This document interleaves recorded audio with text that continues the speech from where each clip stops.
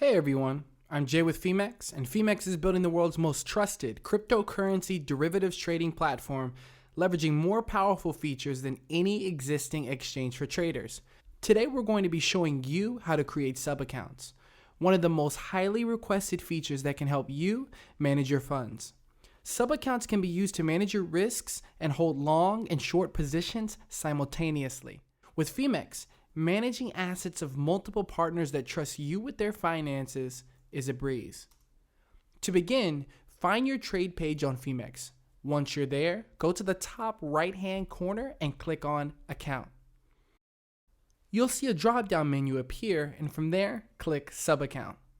On the Sub-Accounts page, you'll see your account, and on the right side of the screen, you'll see the blue box, Add Sub-Account. Once the account is added, you'll see three options under the Action column. The three options are Switch, Transfer, and Settings. From the Switch option, you can quickly change from your main account to your sub-account. The Transfer option allows you to specify how much of your funds you would like to send between accounts. And Settings allow you to quickly access and manage your nickname, email, and password.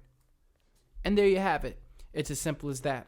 We hope you enjoy those features as well as our exceptional customer service support.